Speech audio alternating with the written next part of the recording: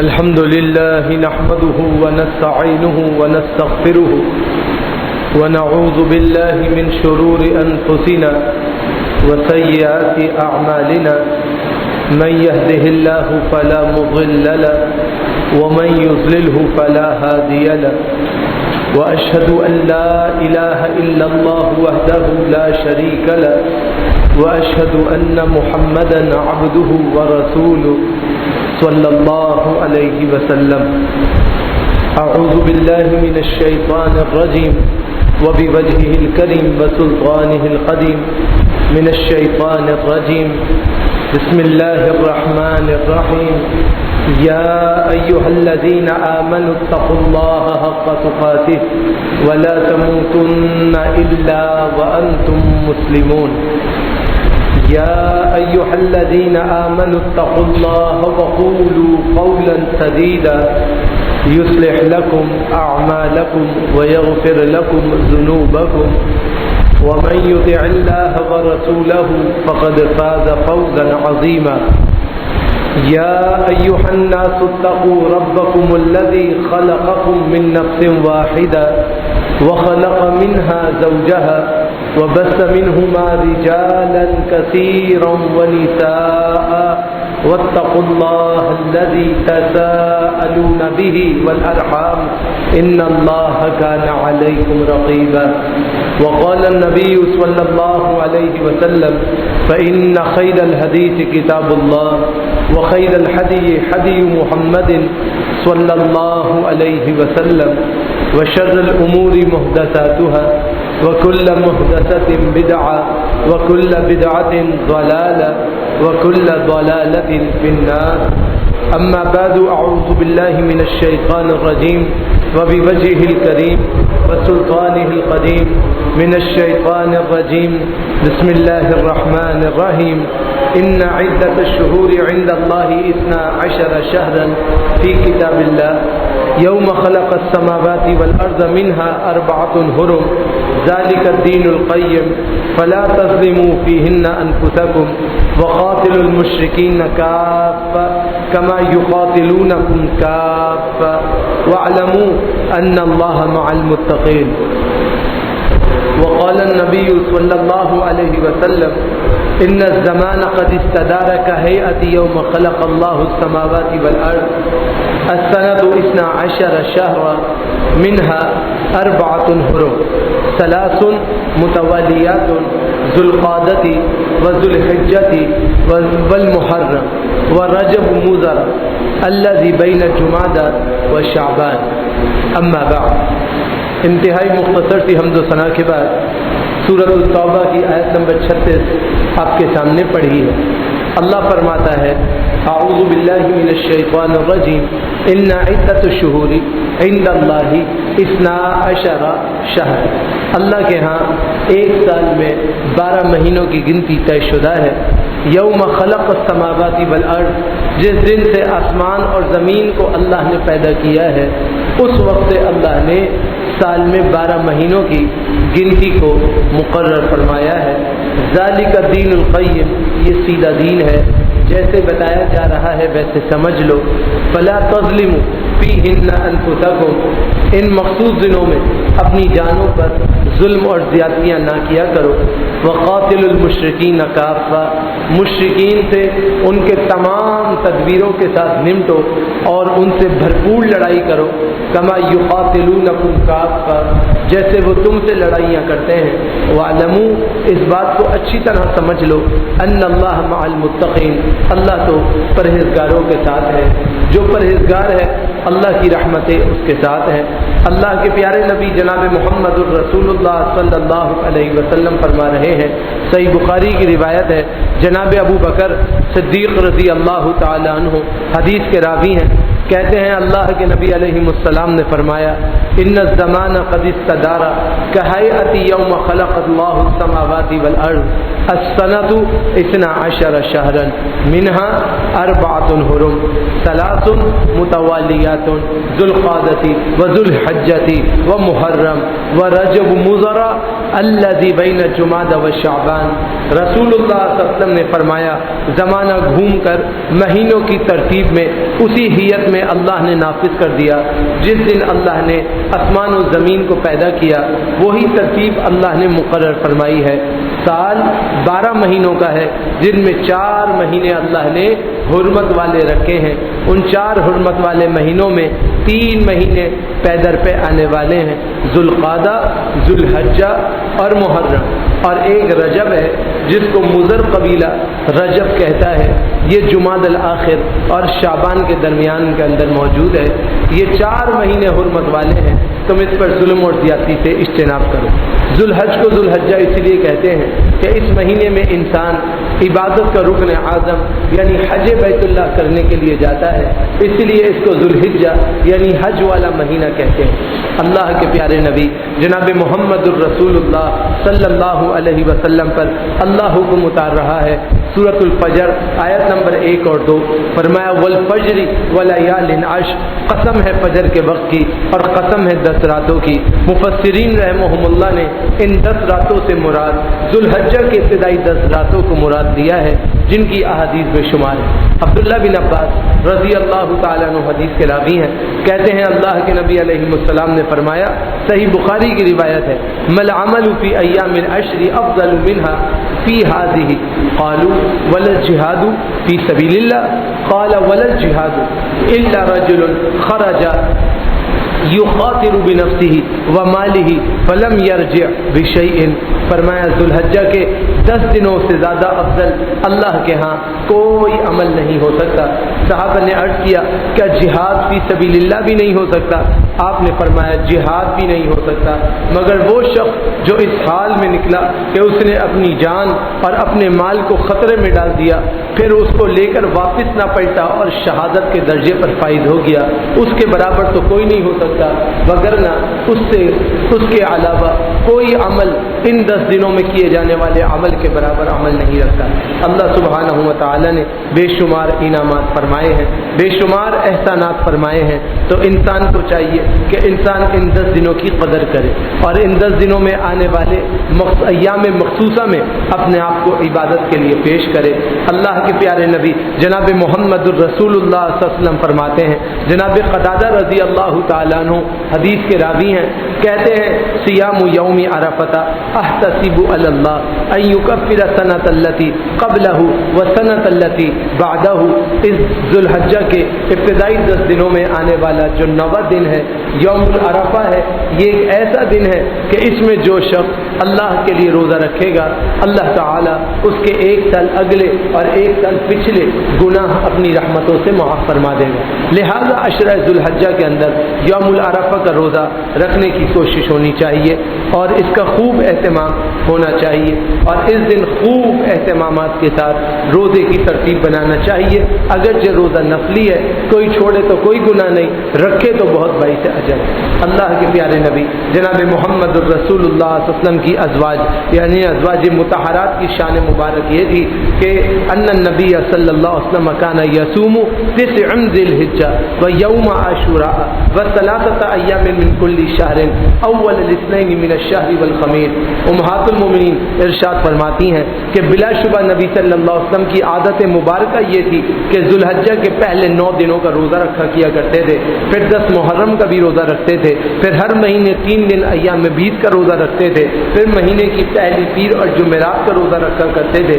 تو یہ اللہ کے نبی علیہ السلام کا مبارک عمل ہے، اور مبارک عمل جو ہے وہ اس بات کا مقتضا ہے کہ رسول اللہ صلی اللہ علیہ وسلم نے ان ایام ذوالحجہ کو ایسے ہی نہیں گزارا ہے بلکہ ایام ذوالحجہ کے لیے بھرپور محنت کی ہے اور بھرپور محنت کے بعد اس کا اہتمام فرمایا ہے، لہذا اس کا اہتمام ہونا چاہیے۔ اب یہاں پر ایک بہت بڑا مسئلہ ہے جو ہر سال کھڑا ہو جاتا ہے کہ یوم العرفہ 9 تاریخ ہے یا وہ دن ہے جس میں وقوف عرفہ ہوتا ہے. یہ بات اچھی طرح سمجھ لیں کہ اگر وقوف عرفہ کا دن ہے تو وقوف عرفہ بہت سے ممالک میں ان کے حساب سے 8 تاریخ کو ہوتا ہے. یعنی مملکت عربیہ میں 9 تاریخ کو جب ذو الحجہ کا وقت ہوتا ہے اور ایام حج کے لیے انسان رکن اعظم ادا کرنے کے لیے عرفات کے میدان میں جاتا ہے تو ہم لوگوں کے ہاں ایک دن پہلے کا معاملہ ہے کہ ہمارے ہاں ایک دن پہلے یعنی ہم 8 تاریخ میں اس دن ہوتے ہیں اور وہاں 9 ہوتی ہے. اور بہت سے ممالک ایسے ہیں جو ان سے ایک دن آگے چل رہے ہیں یعنی ان کے ہاں اس دن یوم العید ہوتا ہے 10 تاریخ ذو الحجہ ہوتی ہے. تو اگر آپ یوم العرفہ لیں تو کیا وہ عید کے دن روزہ رکھیں گے یا ان کا روزہ ہی نہیں ہے وہ کیا کریں گے؟ لہذا سنت کے مطابق یوم العرفہ رسول اللہ صلی اللہ علیہ وسلم کی حدیث میں 9 تاریخ ہے. اب اس میں بلا اختلاف جب ذو الحجہ کی 9 تاریخ ہو تو اس میں روزہ رکھ لیجیے. یہ کہنا کہ حج کے دن کا بھی روزہ رکھ لیجیے اس دن کا بھی رکھ لیجیے کوئی نہ کوئی تو چل جائے گا یہ عمل مناسب نہیں. یا تو ایک موقف اختیار کر لیجیے کہ جس دن حج ہوگا اس دن کا روزہ رکھ لیجیے. 9 تاریخ کو بھول جائیے عرفہ کے لفظ کو پکڑ لیجیے تو جائز. یا پھر تاریخ کو پکڑ لیجیے اور موقع کو بھول جائیے تو پھر 9 تاریخ جب بھی ہو اس دن کا روزہ رکھیے. شک اور شبہ کرتے ہوئے شک کی بنا پہ روزہ رکھنا یہ اللہ کے ہاں مقبول نہیں ہوتا ہے. لہذا کسی ایک طرف ہو کے روزہ رکھنا چاہیے. اس کا بہترین حل یہ ہے کہ انسان کوشش کرے ایام ذو الحجہ میں 9 دن روزہ رکھنے کی کوشش کرے جتنا اس کے بس میں ہو کہ وہ زیادہ سے زیادہ روزہ رکھے. اب اس میں 9 تاریخ بھی آ گئی اور حج کا دن بھی آ گیا اور سارے معاملات ہو گئے تو اللہ رب العالمین کے ہاں ثواب بھی دوبالا ہو جائے گا اور ثواب بھی ڈیر و ڈیر ہوگا اور وہ اختلاف سے بھی بچ جائے. لیکن اختلاف کرتے ہوئے کسی ایک دن کو ماننا اور دوسرے دن کا انکار کرنا یہ مناسب عمل نہیں ہے. اس میں خوب احتیاط کرنی چاہیے اور اپنے آپ کو بچا کر رکھنا چاہیے تاکہ انسان ہر طرح سے شر سے بچا جا سکے. امام البانی رحمہ اللہ کی تصانیف کو جب ہم کھنگالتے ہیں اور ان سے اس مسئلے کا حل پوچھتے ہیں تو وہ بھی اسی بات کے قائل ہیں کہ یہاں سے مراد ہر اس مملکت کا چاند کا اعتبار کرتے ہوئے 9 تاریخ ہے کہ وہ اپنی 9 تاریخ کا روزہ رکھے گی اور اس کا اہتمام کرے گی. اس کو انہوں نے راجح قرار دیا ہے. تاہم بعض علماء کے اپنی نوعیت کے الگ فتاوی جات ہیں تو ٹھیک ہے ان کے اجتہادات ہیں ہمیں کسی سے کوئی اختلاف نہیں ہے. بس نوعیت یہ ہے کہ شک نہیں کرنا چاہیے اور شک کے دن کا روزہ قطعی طور پہ نہیں رکھنا چاہیے. اس کے اندر اہتمام اور احتیاط ہونی چاہیے. اللہ کے پیارے نبی جناب رسول اللہ صلی اللہ علیہ وسلم نے عشرہ ذو الحجہ میں کچھ کاموں سے منع کیا ہے. پہلی بات جس سے منع کیا ہے ام سلمہ رضی اللہ تعالیٰ عنہ فرماتی ہیں اللہ کے نبی علیہ السلام نے فرمایا اذا دخلت العشر واراد احدکم ان یضحی فلا یمس من شعره وبشره شیئا. صحیح مسلم کی روایت ہے. اللہ کے پیارے نبی علیہ السلام فرما رہے ہیں سنن نسائی مجتبہ کے اندر بھی موجود ہے سنن ابن ماجہ کے اندر بھی موجود ہے فرمایا کہ جب انسان ارادہ کرے قربانی کا اور وہ عشرہ ذو الحجہ میں داخل ہو جائے تو اسے چاہیے کہ قربانی کے کرنے تک اپنے جسم کے کسی حصے کے بالوں کو نہ کاٹے اپنے ناخنوں کو نہ کاٹے یہاں تک کہ وہ قربانی سے فارغ ہو جائے. تو یا تو پہلے سوال لیجیے اپنے آپ کو یا بعد میں قربانی کے بعد ناخن اور بال کاٹیے.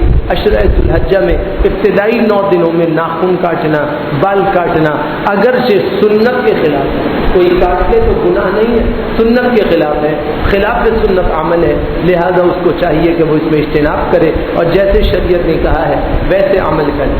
جناب ام سلمہ بیان کرتی ہیں من کان لہ ذبح یذبح فاذا احل ہلال ذی الحجہ فلا یاخذن من شعره ولا من اصفاره شیئا حتى یضحی.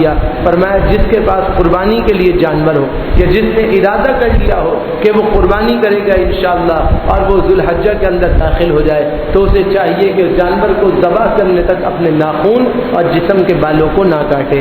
یہ بھی صحیح مسلم کی روایت ہے اور صحیح درجے کے ساتھ سنن نبی داؤد کے اندر بھی موجود ہے. فرمایا کہ انسان کو چاہیے کہ انسان اپنے جسم کے بالوں کو اور ناخنوں کو اس سے پہلے نہ کاٹے.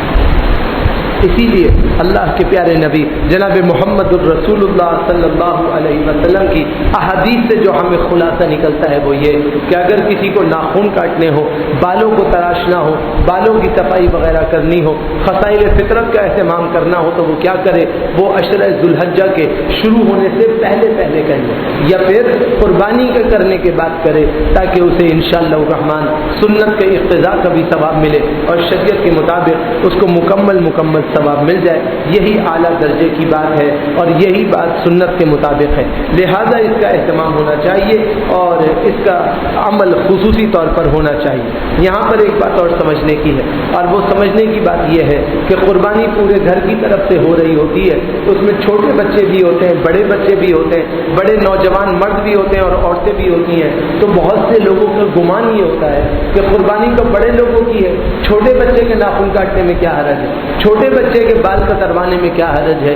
تو خیال رکھنا چاہیے کیونکہ وہ بھی قربانی میں شریک ہے، کسی چھوٹے بچے کے بھی بلا ضرورت بالوں کو کٹوانا یا ناخنوں کو کاٹنا ان 10 دنوں میں نہیں ہونا چاہیے۔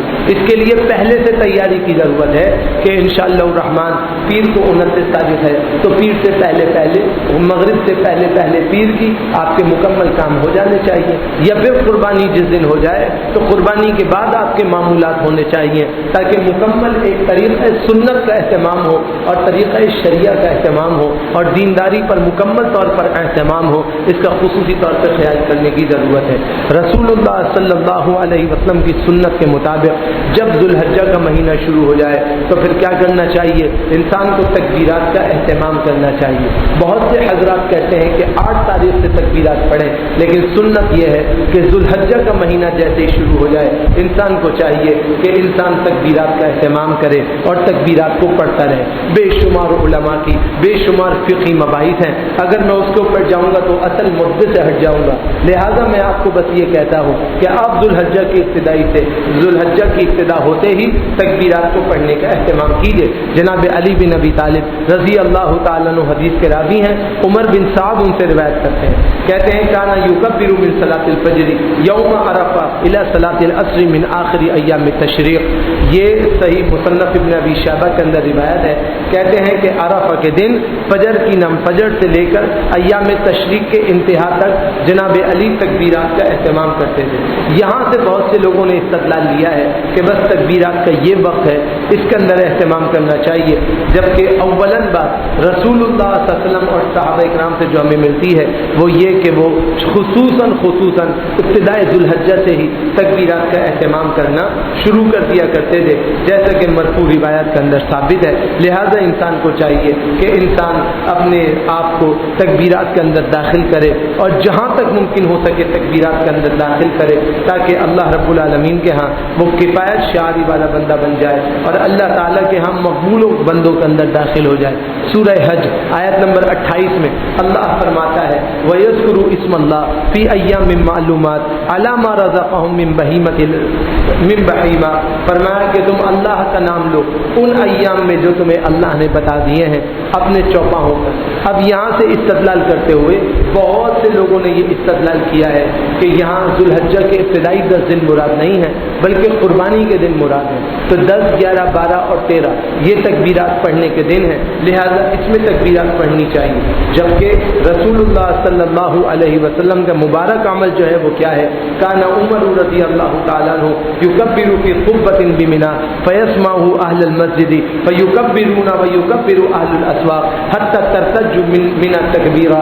جناب عمر منی میں اپنے خیمے میں تکبیرات کہتے تھے اور ان تکبیرات کو سن کر اہل المسجد اور بازار میں لوگ موجود تکبیرات کا اہتمام کرتے تھے، حتیٰ کہ منی تکبیر کی آوازوں سے گونج جایا کرتا تھا۔ لہذا یہاں سے پتہ چلا کہ جب منی کے اندر ہوں جب بھی تکبیرات کہیں، منی میں آنے کا دن 8 تاریخ کا ہے، تو یہ عبداللہ بن عمر کی جو طریقہ کا روایت ملتی ہے منی میں تکبیرات کہنے کی، یہاں سے تو 8 تاریخ سے میں تکبیرات کہنا ثابت ہوا، تو شروع سے کیسے کہنا ہے؟ شروع سے کہنے کی روایت ہدایت یہ ہے کہ اللہ کے نبی علیہ السلام کی سنت یہ ہے کہ اللہ کے نبی علیہ السلام ابتدائے ذوالحجہ سے تکبیرات کا اہتمام کیا کرتے تھے اور تکبیرات کو باقاعدہ پڑھا کرتے تھے اور خواتین کو بھی تکبیرات کہنے کا حکم کرتے تھے. اسی لیے اللہ کے رسول صلی اللہ علیہ وسلم نے ایام معدودات کے اندر تکبیرات پڑھنے کا حکم دیا. اور ایام معدودات سے مراد یہ 10 دن ذوالحجہ کے ہیں جس کے اندر تکبیرات تحلیلات خوب اللہ کے ذکر کو کرنا چاہیے اور اس کا اہتمام ہونا چاہیے. یہاں تک کہ وہ خواتین جو پردے کی وجہ سے یا اپنی مجبوریوں کی وجہ سے مسجدوں میں نہیں آ سکتی ان کو بھی کہا کہ وہ بھی تکبیرات کا اہتمام کریں مگر پست آواز سے تکبیرات کہیں, زور زور سے تکبیرات نہ کہیں تاکہ ان کی آوازوں کی بے حرمتی نہ ہو اور وہ بھی اللہ کا ذکر کرنے والیاں بن جائیں. لہذا تکبیرات کا خوب اہتمام ہونا چاہیے. رسول اللہ صلی اللہ علیہ وسلم تکبیرات کہتے تھے اللہ اکبر اللہ اکبر اللہ اکبر اللہ اکبر لا الہ الا اللہ واللہ اکبر وللہ الحمد, اور مختلف الفاظ کے ساتھ تکبیرات کا اہتمام کرتے تھے. اللہم انت اعلی واجل من ان یکون لک صاحب او یکون لک ولد او یکون لک شریک فی الملک او یکون لک ولی من الذل وکبرہ تکبیرا اللہ اکبر کبیرا اللہم اغفر لنا اللہم ارحمنا, یہ کلمات بھی کہتے تھے. پھر اللہم انت الاعلی واجل من ان تکون لک صاحب او یکون لک ولی من الذل وکبرہ تکبیرا اللہ اکبر کبیرا اللہم اغفر لنا اللہم ارحمنا, یہ بھی الفاظ کہا کرتے تھے. تو گویا کہ رسول اللہ صلی اللہ علیہ وسلم نے تکبیرات کے جو مخصوص الفاظ سکھائے ہیں ان کا ضرور اہتمام ہونا چاہیے اور ان کو ضرور پڑھنا چاہیے تاکہ اہتمام ہو جائے اور سنت کے مطابق عمل ہو جائے اور انسان قرآن و سنت کے مطابق تکبیرات کو پڑھنے والا اور ان کا ذکر کرنے والا بن جائے. جب انسان ان کا اہتمام کرے گا تو یقیناً کامیابی اور کامرانی اس کا مقدر ہو جائے گی اور انسان درست طریقے پہ ہو جائے گا اور صحیح راستے پر ہو جائے گا اور یقیناً اللہ سبحانہ و تعالیٰ کے ہاں کامیابی اور کامرانی اس کا مقدر ہوگی. لہذا اس کا اہتمام ہونا چاہیے, خوب تکبیرات پڑھنے کے لیے کوششیں کرنی چاہیے. اب سوال یہ ہے کہ قربانی کا جانور جب آپ لائے رہے ہیں اور تکبیرات کا اہتمام بھی فرما رہے ہیں تو قربانی کا جانور ہونا کیسا چاہیے اور اس کے بارے میں شریعہ کا حکم کیا ہے اور دین اس بارے میں کیا کہتا ہے اور شریعت اس بارے میں کیا کہتی ہے. تو یاد رکھیے اللہ تعالیٰ سورۃ الحج آیت نمبر 34 میں فرماتا ہے وَلِكُلِّ أُمَّةٍ جَعَلْنَا مَنسَكًا لِيَذْكُرُوا اسْمَ اللَّهِ عَلَى مَا رَزَقَهُمْ مِنْ بَهِيمَةِ الْأَنْعَامِ. اللہ نے ہر امت میں قربانی کا سلسلہ پیدا فرما دیا تاکہ تم اللہ کے دیے ہوئے جانوروں پر اللہ کا نام ذکر کرو. جو اللہ نے تمہیں چوپائے عطا کیے ہیں تم اس میں اللہ کا حکم اللہ کا معاملہ نافذ کر دو. سورہ حج آیت نمبر 28 میں فرمایا لیشهدوا منافع لهم ويذكروا اسم الله في ايام معلومات على ما رزقهم من بهيمة الانعام. وہ اپنے بہت سے فائدوں میں بھی حاضر ہوں اور چند معلوم دنوں میں پالتو چوپاؤں پر اللہ کا نام ذکر کریں جو اللہ سبحانہ و تعالیٰ نے انہیں دے دیا ہے. اللہ خود سورۃ الانعام آیت نمبر 142 43 44 میں فرماتا ہے وَمِنَ الْأَنْعَامِ حَمُولًا وَفَرْشًا وَكُلُوا مِمَّا رَزَقَكُمُ اللَّهُ وَلَا تَتَّبِعُوا خُطُوَاتِ الشَّيْطَانِ إِنَّهُ لَكُمْ عَدُوٌّ مُّبِينٌ. 8 أزواج من الضأن 2 ومن المعز 2 قل أذكرين حرم أم الأنثيين أم اشتملت عليه أرحام الأنثيين نبئوني بعلم إن كنتم صادقين. ومن الإبل 2 ومن البقر 2. اللہ فرماتا ہے کہ تمہارے لیے اللہ نے 4 قسم کے چوپائے رکھے. بھیڑ مذکر مؤنث, بکرا مذکر مؤنث, گائے مذکر مؤنث, اونٹ مذکر مؤنث. یہ اللہ نے 8 بنائے ہیں تمہارے لیے قربانی کے جانور, تم ان کی قربانی کرو. اس کے علاوہ جو چوپائے ہیں وہ حلال ہیں مگر قربانی کے لیے نہیں. قربانی کے لیے اللہ نے تمہارے لیے جس کو پسند کیا ہے وہ یہ 8 جانور مذکر اور مؤنث کے اعتبار سے 4 جو اللہ تبارک و تعالی نے ان کو تمہارے لیے مقرر کیا ہے. لہذا وہ جانور لانا جو ان کی اقسام کے علاوہ ہیں, مثلا کوئی ہرن لے آئے اور کہے میں تو ہرن کی قربانی کروں گا. کوئی آج کل یوک لے آتے ہیں اور یوک کو کہتے ہیں کہ یہ گائے کی قسم میں نہیں ہے. اگر یہ گائے کی قسم سے ہے تو کوئی حرج نہیں, اجتہادی مسئلہ ہے. اگر یہ گائے کی قسم میں ہے ہی نہیں, ایک الگ نسل ہے, تو پھر اس کی قربانی کرنا صحیح نہیں ہے, اگرچہ حلال ہے. لیکن قربانی قربانی میں وہی جانور ہونے چاہیے جو رسول اللہ صلی اللہ علیہ وسلم پر اللہ نے حکم اتارا ہے. اور حکم اتارنے میں یہ 4 قسم کے جانور ہیں کہ بھیڑ یا دھمبا یا چھترا اس طرح کے جانور، یا بکرا مذکر مؤنث، یا گائے مذکر مؤنث، یا اونٹ مذکر مؤنث. اللہ نے یہ اتارے ہیں تمہارے لیے، لہذا تم اس کا اہتمام کرو اور ایسے جانور لے کر آؤ جس میں کسی قسم کا کوئی خدشہ نہ ہو اور اس میں تمہارے لیے کوئی تکلیف بھی نہ ہو. لہذا اس کے اندر بھی خیال ہونا چاہیے. ایک غیر مختلف فیہ ہی مسئلہ ہے جس کو لوگوں نے خامخواہ اختلاف میں داخل کیا ہے، وہ ہے بھینس کی قربانی کا مسئلہ. دیکھیں بھینس گرم علاقوں میں نہیں پائی جا سکتی، اس کی فطرت اور طبیعت اور جبلت ایسی ہے کہ وہ ہے گائے کی قسم، مگر تپتی دوپہر میں اور ریگستان میں یہ مر جائے گی. اللہ نے اس کی فطرت اور طبیعت ایسی بنائی ہے. رسول اللہ صلی اللہ علیہ وسلم کے دور میں جاموس تھی، بھینس تھی، مگر عرب میں نہیں تھی، اس لیے انہوں نے قربانی بھی نہیں کری. اب بھینس کی قربانی ہوگی یا نہیں ہوگی، اس کے اندر 2 مسئلے. پہلا مسئلہ یہ ہے کہ یہ گائے کی قسم ہے تو قربانی کرنے میں کوئی حرج نہیں. یہی راج علماء اہل حدیث کا موقف ہے کہ بھینس گائے کی ایک قسم ہے، اگر کوئی جاموس کی قربانی کرتا ہے، بھینس کی قربانی کرتا ہے تو کوئی حرج نہیں ہے، اس کی قربانی انشاءاللہ مقبول ہوگی. اور بہت سے لوگ کہتے ہیں نہیں، اس کی جبلت اور طبیعت میں فرق ہے، اور اس کی طبیعت اور جبلت میں جب فرق ہے تو یہ گائے کی نسل ہی نہیں ہے، یہ ایک الگ جانور ہے، الگ چوپایا ہے. تو الگ چوپایا ہونے کی وجہ سے اس کی قربانی میں اختلاف کرتے ہیں اور بہت سے لوگوں نے اس کی قربانی کو صحیح نہیں لکھا ہے، لیکن ایسی کوئی بات نہیں. راجح بات یہ ہے کہ اگر کوئی بھینس کی قربانی کر لیتا ہے تو انشاءاللہ اس کی قربانی شامل ہوگی اور اللہ رب العالمین کے ہاں وہ قربانی کے اندر داخل ہوگا. لہذا اس قسم کی بحث میں مبتلا نہیں ہونا چاہیے، بس یہی دیکھنا چاہیے کہ یہ گائے کے حکم میں چونکہ داخل ہے لہذا اس کی قربانی بھی شرعاً جائز ہے اور اس کے اندر کسی قسم کا کوئی اختلاف نہیں ہے. اب قربانی کے لیے جو جانور لانا ہے وہ کیسا ہونا چاہیے؟ لا تذبحوا الا مسنہ الا ان یعصر علیکم فتذبحوا جزءا من الضان. اس حدیث کو اچھی طرح سمجھ لیجئے. صحیح مسلم کی روایت ہے، اللہ کے نبی نے فرمایا کہ تم قربانی کا جانور جب لینے جاؤ تو کم سے کم 2 دانت والا جانور ہونا چاہیے. 2 دانت والا جانور ہونا چاہیے. اگر تمہیں کہیں بھی نہ ملے، مارکیٹ میں ہی شارٹ ہو جائے، دانت والا ہو ہی نہیں، تو پھر ایسا مینڈا لاؤ جس کا 1 سال پورا ہو چکا ہو. اب یہاں پہ لوگوں کو بڑا مغالطہ لگا ہے، لوگوں نے یہاں پہ غلط ترجمہ کیا اور غلط معنی کیا، اور ایک طبقہ علماء کا ایسا ہے جس نے ایک نیا مسئلہ اٹھا دیا جبکہ وہ یہاں سے ثابت نہیں ہوتا. وہ مسئلہ کیا ہے؟ وہ کہتے ہیں لا تذبحوا الا مسنہ. یہ مسنہ جو ہے سنن سے نہیں ہے، سنتن سے ہے. سن کہتے ہیں دانت کو، سنتن کہتے ہیں سال کو. وہ کہتے ہیں یہاں مراد ہے کہ 2 سال کا جانور ہو، چاہے اس کے دانت ہوں یا نہ ہو، اس کی قربانی ہو جائے گی.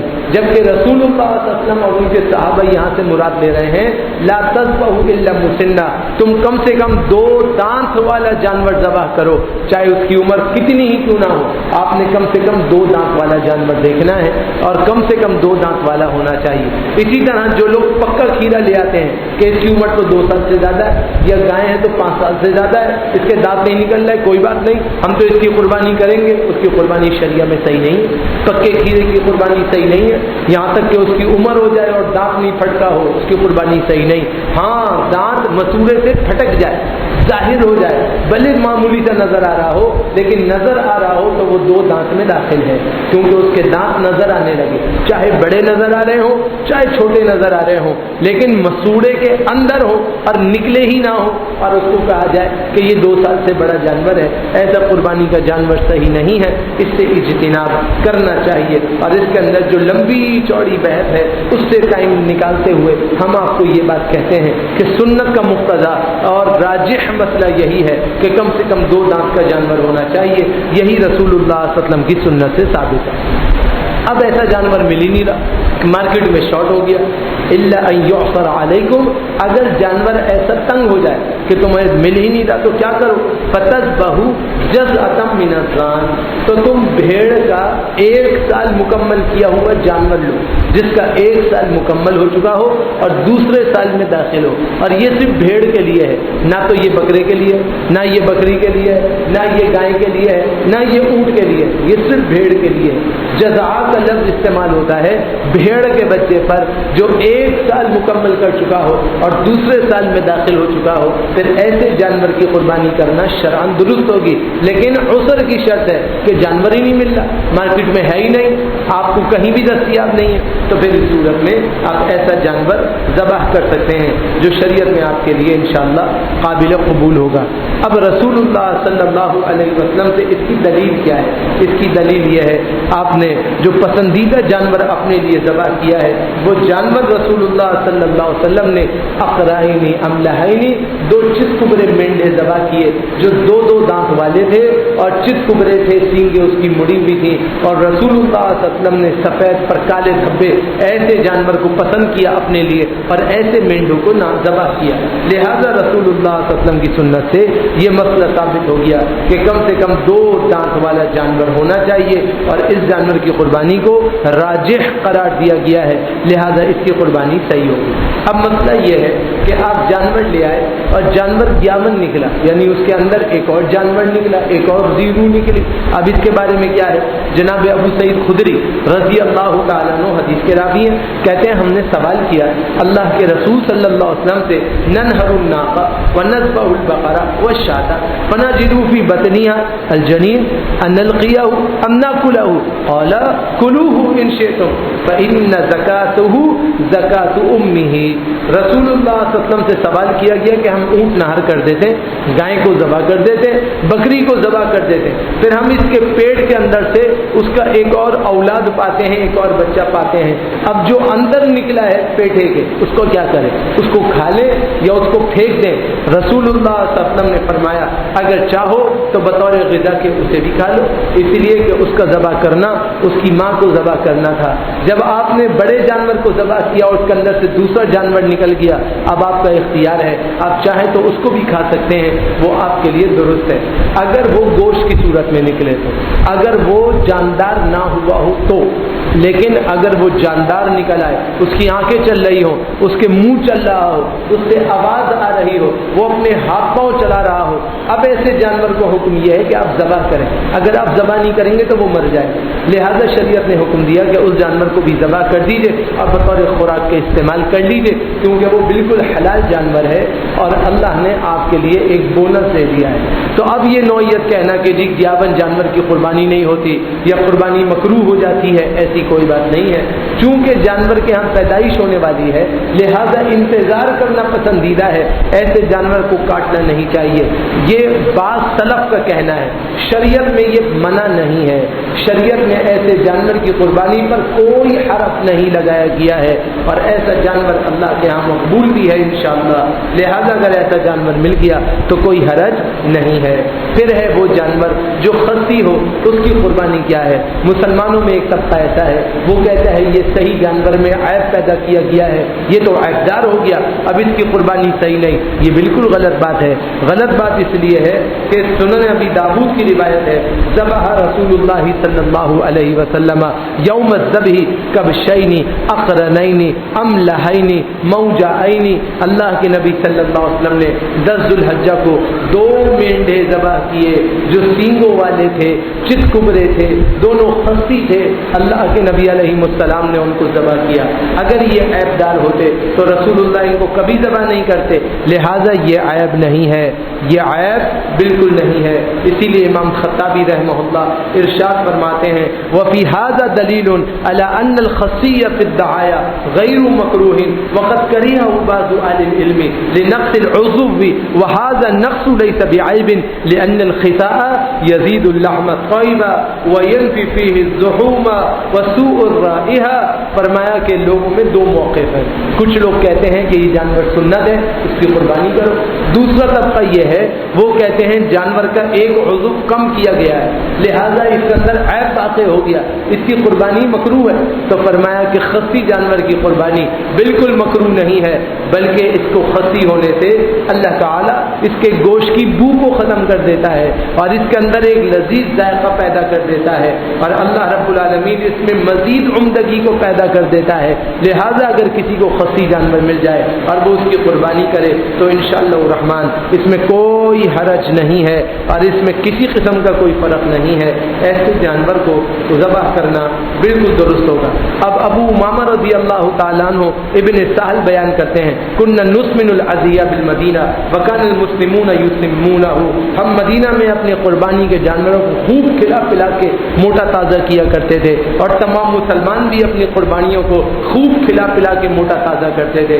لہذا جب قربانی کا جانور لائیں اس کی خدمت کریں، اسے کھلائیں، اسے پلائیں، اس کی صفائی ستھرائی رکھیں، اس کی گندگی کو اٹھا کے صاف کریں، پورے علاقے کو صاف رکھیں جہاں جانور بندھا ہوا ہے، تاکہ جانور کو بھی تکلیف نہ ہو، آپ کو بھی تکلیف نہ ہو، اور جانور کو کھلا پلا کر اس کی خدمت ہو، کیونکہ وہ اللہ رب العالمین کے ہاں آپ کے تقوی کا اظہار ہے، اور اللہ رب العالمین کے ہاں آپ کے درجے کی بلندگی کا اظہار ہے۔ لہذا اس سلسلے میں انسان کو چاہیے جب قربانی کا جانور لائے تو اس کی خاطر تواضع کرے، اس کی خدمت کرے، کیونکہ وہ اللہ کے ہاں اس کے کام آنے والا ہے۔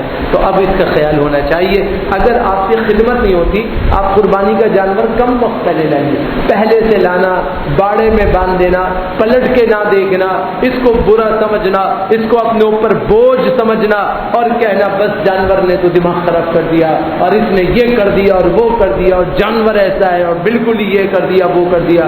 کیا ضرورت ہے اپنے عمل کو تباہ کرنے کی؟